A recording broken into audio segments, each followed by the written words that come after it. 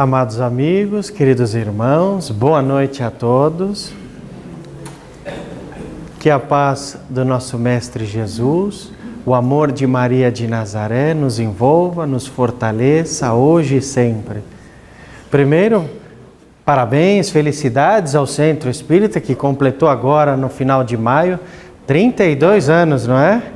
É uma alegria, é uma felicidade. Parece que foi ontem que foi fundado e já 32 anos a criança cresceu. O tempo passa rápido e é uma alegria vermos, porque aqui o Caminheiros foi um dos primeiros centros espíritas que nós viemos fazer palestra. Então nós temos muito carinho, é uma alegria, nós nos sentimos em casa aqui com vocês, com tantos amigos. Então partilhamos juntos essa alegria, essa festa material e espiritual pelos 32 e assim vão seguir os anos para cada vez mais o trabalho continuar. Hoje nós temos um tema aqui que veio a calhar com a leitura que o nosso irmão Zé Manuel fez, que falou, repetiu algumas vezes a palavra lei, não foi? Na leitura do livro do mês, também tem, repete a questão das leis. E logo que eu entrei ali, tinha uma piramidezinha que vocês repararam bem ali em cima do balcão? Algo que na doutrina espírita sempre é repetido. O tríplice aspecto dela, qual era mesmo? Filosofia, ciência e religião. Está ali, ó. É verdade. Quando nós entramos na parte, não que uma exclua a outra, é uma pirâmide que mantém-se em harmonia. Mas quando nós entramos na parte filosófica e científica, conseguimos aproveitar o fundamento das leis morais. Leis morais, plural, várias aí, várias que existem. Mas antes da gente comentar sobre essa aqui, que olha, particularmente eu gosto muito dela, porque é a lei das leis, é a lei das leis, é o suprassumo das leis, ela está ali no topo. Mas cabe uma reflexão inicial. Porque, afinal de contas, desde quando existem as leis morais? Alguém já refletiu sobre isso? Não de perder o sono à noite, não é? Nada disso. Mas já veio a ideia de, desde quando existem as leis morais? Porque o Kardec fez esse questionamento ao Espírito Verdade, lá no Livro dos Espíritos, naquela terceira parte que fala das leis morais. Desde quando nós existimos? Nós. Não estou a perguntar a idade de ninguém, né? A gente não gosta de falar a idade, não é? Não, quantos anos? Não, eu tenho alguns aninhos só. Mas desde quando o nosso espírito existe? Há um bom tempo, não é verdade? Já estamos reencarnando aí há um longo tempo. E as leis morais, desde quando elas existem? São anteriores à nossa primeira encarnação aqui ou posteriores? Perdão? Anteriores. Desde o início da criação divina aqui do nosso planeta, a permitir a vinda de espíritos, já começaram as leis morais. Então, espera um pouquinho. Vê se nesse encaixa o raciocínio. Lá atrás, Moisés, vamos para não voltar tanto no tempo assim. Moisés, primeira revelação, já existiam as leis morais? Já existiam. E o questionamento do Kardec no Livro dos Espíritos, ao perguntar aonde estão escritas as leis morais? Se na época do Moisés já existia, aonde estão? Na consciência, claro. Todos vocês conhecem as leis morais? O silêncio é natural mesmo, porque eu também não conheço. E olha que eu tenho formação jurídica, por isso que eu gosto desse tema. Eu sou advogado, adoro leis, adoro isso aqui. Mas o que acontece? Lá atrás, como hoje, elas estão e continuam, e assim continuarão na nossa consciência. Mas o problema está em nós em atingirmos um grau de conscientização suficiente para compreendermos as leis. Por isso que de tempos em tempos vêm espíritos de grande evolução, como foi Moisés, chamado o primeiro legislador da humanidade, não é? E que trouxe para nós escrito, de maneira escrita, 10 mandamentos. E para um pouquinho, Moisés não trouxe só 10. Se a gente pesquisar e estudar a fundo, a lei mosaica, ela tem para mais de 400 mandamentos. É que a gente só fala em 10. Só fala em 10. Mas esta lei moral que Moisés trouxe para nós, ela mudou o contexto da humanidade. A lei mosaica, por isso esse assunto lei moral é tão importante, ela mudou a situação da humanidade, porque de Moisés para trás já estávamos encarnados, não é? Politeístas.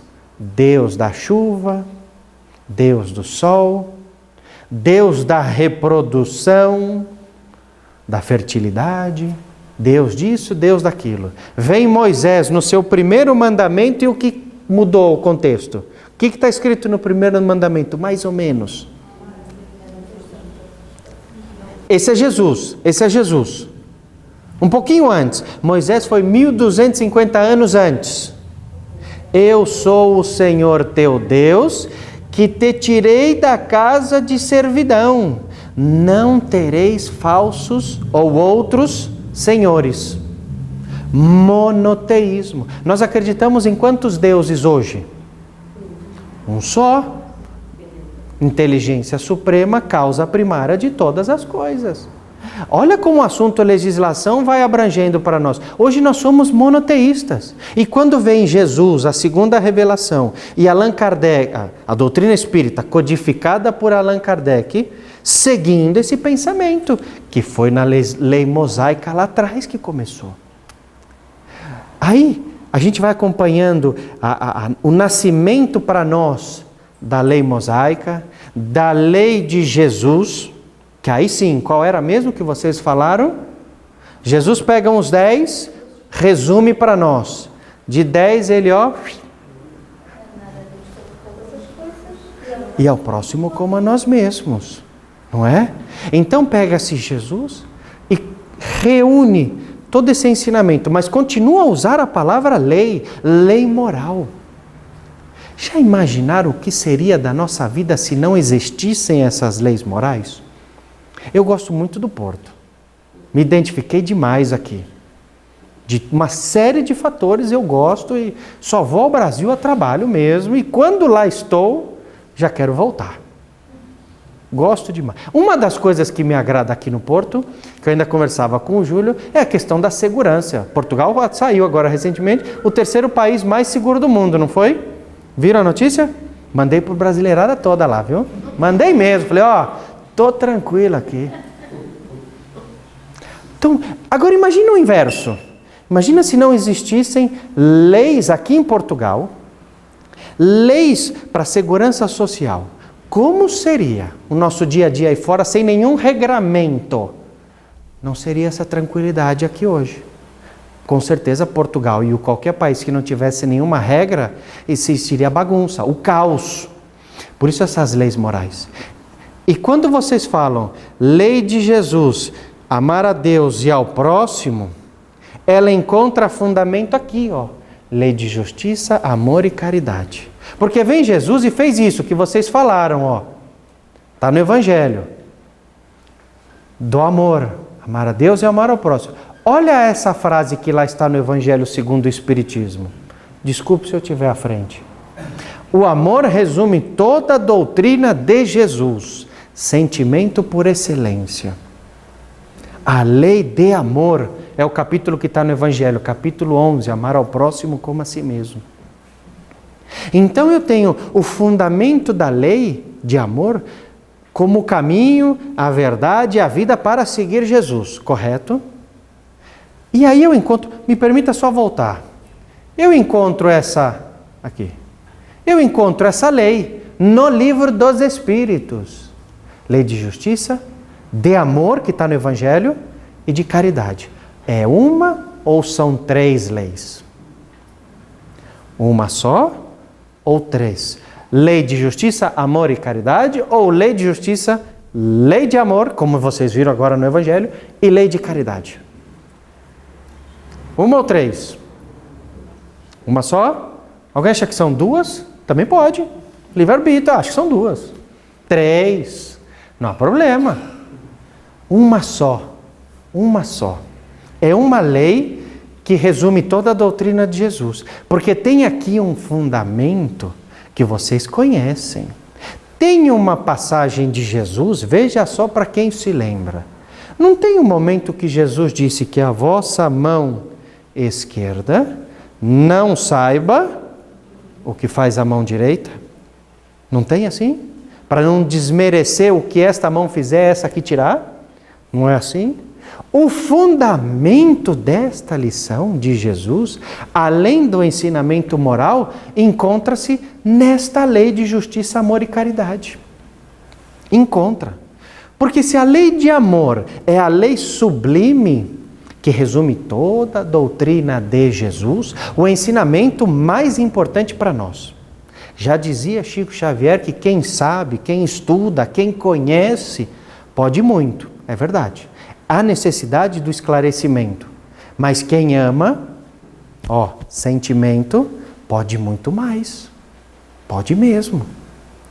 Então, a lei de amor resume tudo. O amor é a fonte, aqui o primeiro, que se manifesta, aqui lei de amor. A sua mão esquerda qual é? Vou pôr, justiça. A sua mão direita qual é? A caridade. Por isso Jesus usou esse exemplo. Que a vossa mão esquerda não sabe o que faz a direita. Vamos ilustrar para ver se encaixa esse raciocínio aqui, Eu consigo ser caridoso, mão direita, injustamente? Eu consigo ser caridoso? Vou pegar um exemplo. Júlio está aqui na minha frente, pode ser? Conheço o Júlio, é brasileiro que nem eu, então eu posso dar uma comprometida no Júlio. Eu consigo tirar algo do Júlio para dar à esposa dele, para a Eni? Fazer a caridade com ela prejudicando ele? Posso? Não posso. Porque o ato de caridade não atinge a plenitude se eu for injusto. Não dá. Eu não posso prejudicá-lo, ainda que seja com a justificativa de ajudá-la. Não posso. Já viram no Evangelho infortúnios voluntários, o verdadeiro cilício? É assim que está escrito. Eu posso me automartirizar por vontade própria? Se eu não tiver nenhuma intenção de ajudar o outro? Eu tenho que ter sempre a intenção de praticar o bem. A lei de amor vem primeiro. Mas eu não consigo fazer a caridade... vou pegar a luz aqui. Eu não consigo praticar a caridade se eu prejudicar o próximo. E eu não consigo ser justo sem praticar a caridade, que é o que nós vamos ver agora. Eu não consigo ser justo se eu não praticar a caridade. Não dá. Então, tem esse fundamento que sustenta a lei de amor. Sustenta. É a prática dela. O amor não prejudica ninguém. O amor não se impõe a ninguém. O amor não prejudica no sentido material e espiritual também, não é? Quando eu vou ao Brasil, fora o Júlio aqui, tem alguém mais brasileiro? Tem um monte. Então vai saber. Aqui em Portugal eu nunca vi. Mas no Brasil eu vejo sempre, os brasileiros não me deixam mentir. Eu sou de São Paulo, vocês também, mais ou menos? Também? Minas, melhor ainda, poxa vida. Vê se em Minas tem o cartaz assim, eu estive em São Paulo faz um mês, na Avenida Paulista tem lá uma faixa assim, traga o seu amor em 10 dias. Já viram? Em 3? Uau! Uau! Melhor ainda! Olha isso! 40... Traga o seu amor... Vou ficar com 48 horas. Gostei dessa. Intensa. Ora, traga o seu amor. É lei de amor. Tem fundamento isso? Aqui em Portugal não tem isso, né? Não tem. E se tiver, não vão atrás, viu? Não vão atrás, que é enganação. Dá para pegar o lei de amor, sustentar e trazer o amor em 48 horas? Pode até trazer, amarrado, né? Mas depois não fica. O amor volta, vai embora. vai ser um amor justo? E a caridade? E o livre-arbítrio dela, da minha companheira, que foi obrigada a me aguentar? Não dá. Então isso não pode. Não se sustenta. Ó. A mão esquerda e a mão direita não conseguem sustentar o amor sublime suficiente para resumir a doutrina de Jesus. Não vamos cair nesse conto. Então, isso é importante. No dia a dia, numa brincadeira como essa, mas é verdade. Tem o fundo da verdade. Porque quando eu conseguir sentir a lei de amor, eu não posso injustiçar ninguém. Senão eu não atinjo a caridade, eu não sinto amor. Se eu prejudicar o outro, pisar em cima do outro para poder subir. Não pode. Começa pela justiça. Justiça é justa? Essa é uma pergunta que, olha, eu fiz 5 anos de universidade, aqui chama-se licenciatura. Depois eu fiz mais 3 de mestrado, e depois mais 1,5 de uma outra. Até hoje nós estamos a entender se justiça é justa ou não. Nós não vamos responder em 2, 3 minutos. É uma filosofia isso. Filosofia jurídica, tanto quanto a espírita. Tem um livro do Emmanuel que eu gosto muito, inclusive, chama-se A Justiça Divina de Deus. Olha só. E tem um outro que chama Justiça Penal segundo o Espiritismo. Livro de Emmanuel, dos dois do Emmanuel, Psicografia do Chico Xavier, que trata mais ou menos isso aqui que nós vamos falar. Nós dividimos em 2. Porque eu tenho uma justiça divina. Não, ainda não. E do outro lado vai aparecer ali, eu tenho a justiça dos homens. Justiça divina, Deus, inteligência suprema, causa primeira de todas as coisas. Deus, a perfeição sublime. Estão ali os atributos da divindade. Estão ali na árvorezinha. Não é? Então, desses atributos da divindade, tem lá um que é soberanamente justo e bom. Nós até podemos ter um conceito de justiça, mas Deus é soberano, uma justiça soberana. Para a justiça divina, existem atos que eu vou responder de débitos? Em algum sentido, como eu consigo entender a justiça divina? A justiça de Deus, o que seria isso? Para sustentar o amor, lembram-se?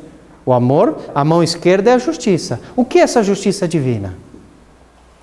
Vamos com Kardec, mais fácil. Kardec perguntou, a gente segue com ele. Como se pode definir a justiça? E aqui ele quer dizer justiça divina, não a justiça material. Como se pode defini-la? Resposta do Espírito da Verdade. Consiste em cada um respeitar os direitos dos demais.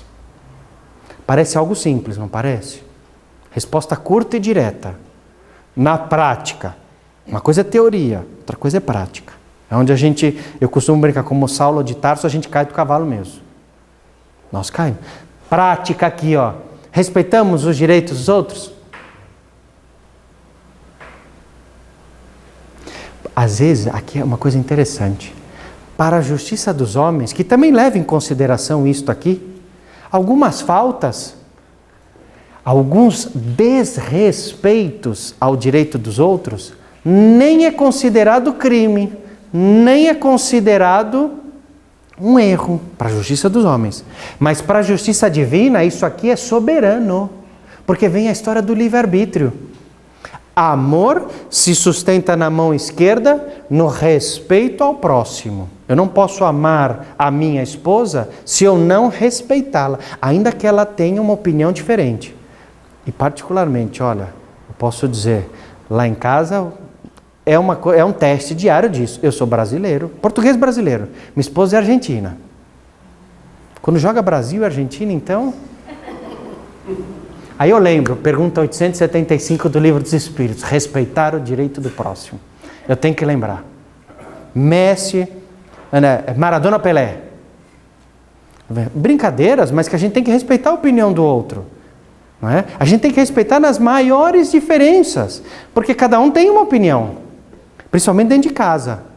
E se às vezes eu não quiser nem expressar a minha opinião, ficar quietinho, não é meu direito ficar em silêncio. Melhor ficar em silêncio do que falar coisa que não deve.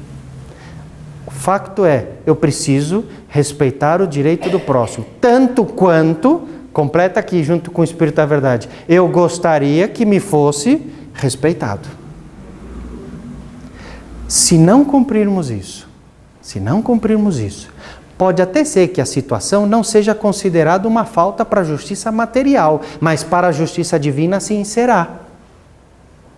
Pode até ser que materialmente falando não seja um débito, não precisa de advogado, não vá a tribunal. Mas para a justiça divina vai. Quer ver um exemplo? Hoje eu vim de carro, não, me perguntaste, eu viesse de moto? Não, eu vim de carro, tá aí meu para chover? Venho lá de Gaia. A44. O meu irmãozinho corta a minha frente, faz algo. Ele não tem o direito de chegar tanto quanto eu? E eu desejo a ele, vai com Deus. Desrespeitei o direito do próximo. Desejei o vai com Deus ao inverso. Não é?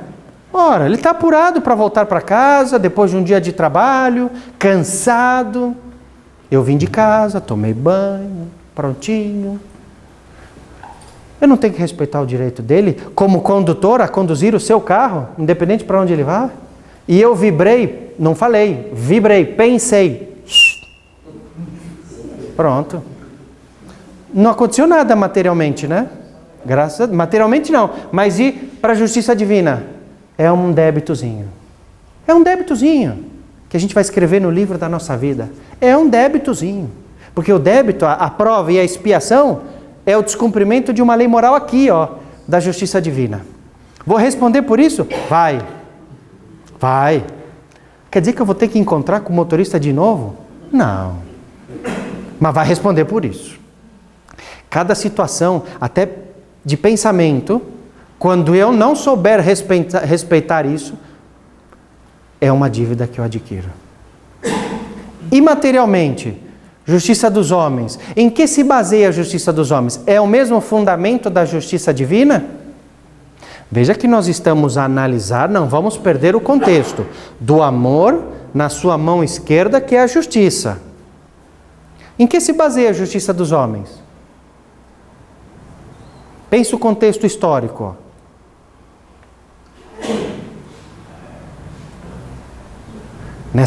Nessa tríplice aliança aqui, ó, liberdade, igualdade e fraternidade. A justiça material, pelo menos dos países aqui do Ocidente, tem por fundamento isso. De onde veio esse pensamento? Pós-Revolução Francesa, que pós-Revolução Francesa, toda ela baseada nisso, a doutrina espírita foi codificada. Não à toa que esse pilar aqui, ó, que sustenta a justiça material, permitiu, inclusive, o nascimento da doutrina espírita. Porque se fosse antes, viessem os espíritos, viesse o Espírito da Verdade, o Kardec lá para codificar, e não tivesse a liberdade de opinião, liberdade de expressão, fraternidade no sentido de respeito, e igualdade em que nenhum é melhor que o outro, por saber ou não saber algo. Então permitiu o nascimento da doutrina espírita. E olha que nem foi tudo uma paz, não é? Porque depois que o Kardec codificou a doutrina, já com esse conceito aqui, mais de 300 livros foram queimados aqui na Espanha, no Alto de Barcelona. Até hoje existe uma certa limitação. Então a justiça do homem, embora tenha esse fundamento, mas ela falta em algumas coisas. Principalmente, para ilustrar, eu sempre gosto de trazer um pensamento para encaixar aqui, ó, para a gente refletir juntos, no que é justiça material e justiça espiritual. Cometo um crime. Eu cometo um crime. Tiro a vida de alguém. Esquece a história de conduzir, de caminhar na rua, situação assim. Vamos dramatizar um bocadinho. Rapidinho. Tiro a vida de alguém. Certo? Sou um assassino, um criminoso. O que acontece comigo na justiça do homem? Preso em flagrante, põe lá as algemas, vou ao tribunal, sou condenado a 30 anos, vou cumprir pena. Saio depois dos seus 30 anos, perante a sociedade, paguei minha dívida? materialmente a falar. Paguei minha dívida? Para a justiça dos homens, sim. Estou quite. Por quê? Minha liberdade é restaurada. Igualdade, porque agora eu continuo sendo socialmente reinserido na sociedade. E fraternidade, porque eu tenho oportunidades novas de continuar a minha vida. Então, para a justiça material, eu estou perfeitinho. Para a justiça divina. Paguei minha dívida? Aqui é um exemplo clássico da... Olha o que é a inteligência suprema de Deus. É algo assim, que nós temos uma inteligência limitada. Grandes gênios passaram e ainda vão passar por esse mundo. Mas temos uma inteligência limitada. Porque a gente acha que cumpriu uma pena lá e pronto. Apagou a falta. E o sentimento, porque nós estamos a falar de lei de amor, na sua mão esquerda, a justiça. E o sentimento da vítima? Dos familiares da vítima. Porque qual era a história do nosso livro do mês aqui? Não foi um crime de assassinato? E a história do perdão? Olha a justiça divina com a sua inteligência suprema. O que Deus faz? Pega o criminoso de ontem e coloca onde? A justiça dos homens põe na cadeia, no cárcere. E a justiça divina põe aonde? Aonde? Na família? Exatamente. No ventre da mãe. Pega o criminoso de ontem, reencarna lá em casa, para o quê? Para pedir perdão, para perdoar, para aprender o quê? Na justiça divina se amar. Então, ao reencontro, porque a justiça material se limita só àquilo, mas não se reaproxima, pelo contrário, o criminoso não quer saber mais da vítima, e a justiça divina aproxima novamente o semelhante, porque somos todos filhos do mesmo Deus. Então a inteligência suprema coloca o esquecimento do passado, traz no ventre da mãe, e é uma nova encarnação, uma nova oportunidade, um recomeço, para perdoar, para se amar. Porque, afinal de contas, não esqueçam, é o amor se sustentando na mão esquerda da justiça. Captamos a ideia? E caridade, mão direita. Se ainda que eu falasse todas as línguas dos anjos, se não tiver caridade, nada seria. Nos disse Paulo de Tarso, não foi? Qual o conceito de caridade divina? Vamos seguir o mesmo raciocínio. Caridade divina existe?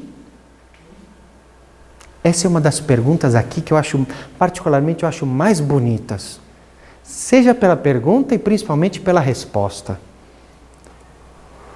Qual o verdadeiro sentido da palavra caridade como entendia Jesus? Não é como entendia Kardec, não é como entendia o Marcelo, o José Manuel, o Júlio, como entendia Jesus, o espírito mais evoluído que aqui passou, o nosso mestre. Como Jesus entendia a caridade? Olha a resposta, analisa a resposta. Benevolência para com todos, indulgência para as imperfeições dos outros, perdão das ofensas. O que esses três elementos têm em comum? É verdade, perfeito. O que mais? O que encontra em sintonia para os três? Para eu conseguir encontrar uma união entre os três, para justificar o entendimento de Jesus da caridade. Quando vocês leem aqui, quantos sujeitos vocês encontram em cada um dos exemplos desses três? Quantos protagonistas? Quantos personagens tem? No mínimo, dois ou mais. Benevolência para comigo, para com todos. Indulgência para um só, para com todos. Perdão das ofensas, plural também. Não dá a entender, num primeiro momento, a necessidade da convivência social? Do convívio em harmonia, em conjunto com todos? Alguém pratica a caridade segundo Jesus sozinho? Caridade num conceito divino, eu consigo fazer sozinho? A princípio eu até conseguiria, não é? Em casa, a vibrar pelos doentes, pelos necessitados, etc. Mas há necessidade dessa convivência aqui, ó, dessa troca. Afinal, no reencontro familiar, por exemplo, lá tem os afins e os menos afins do passado. É a prática da caridade. E aqui, ó, o exemplo grande. Benevolência para com todos. O que é benevolência? Vem de praticar o bem para com todos? Ah, então pera um pouquinho, entendi. Particularmente, eu gosto muito de futebol. Gosto bastante. Aqui em Portugal nós temos algumas equipes, Porto, Benfica. Então eu posso ser benevolente só com os portistas? Os lisboetas não? Os encarnados? Não. Eu vou ser benevolente só com quem torcer para a mesma equipa que eu? Da outra equipa não serve. Eu vou ser benevolente com quem pensar da mesma maneira que eu? E o que não pensar como eu? Fica para lá e eu fico para cá?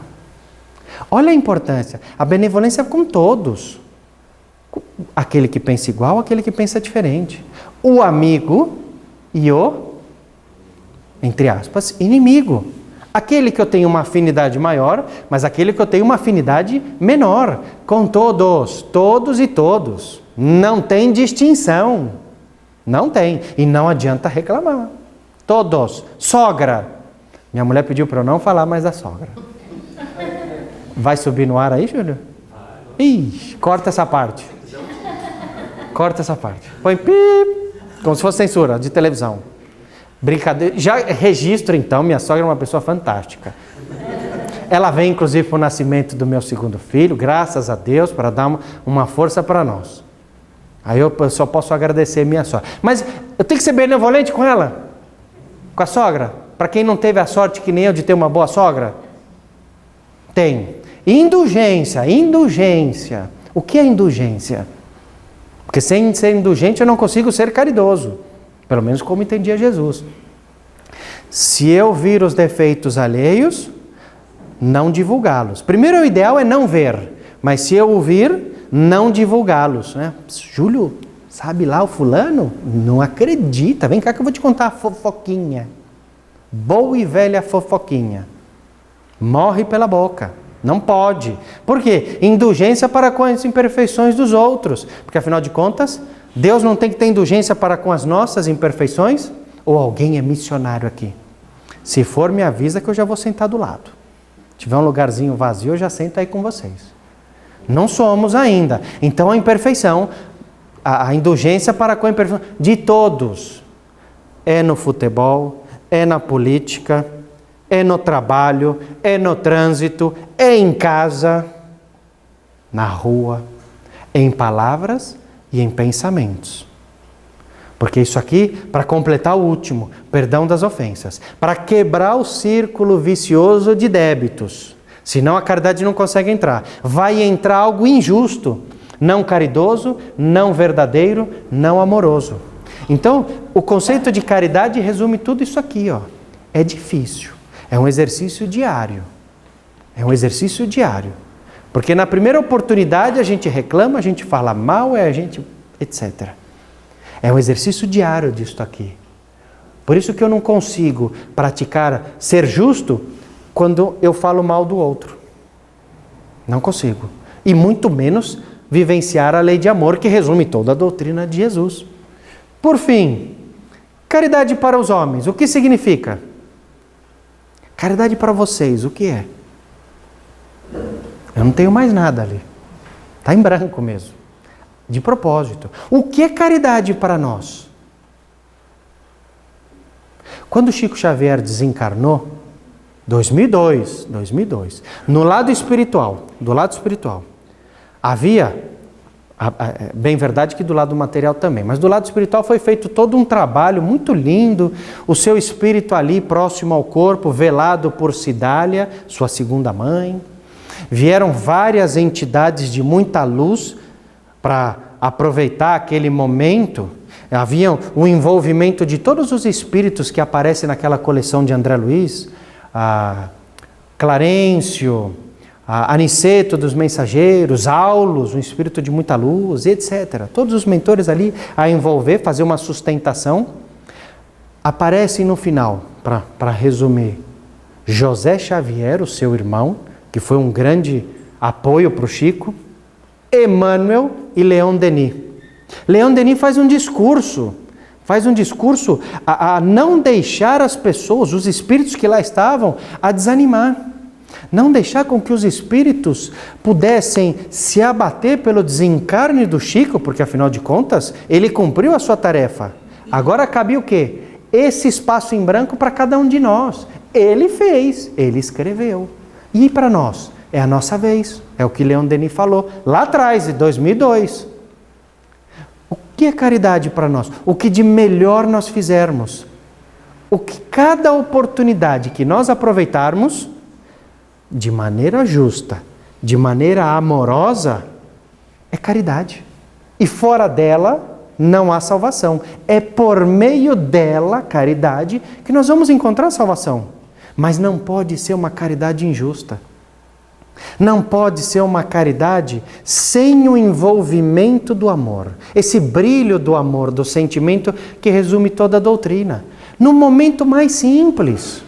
Eu estou a conduzir no carro quando eu comecei. Eu posso praticar caridade. Porque quando passa o meu irmão a cortar minha frente, eu desejo a ele de coração. Vai com Deus, meu filho.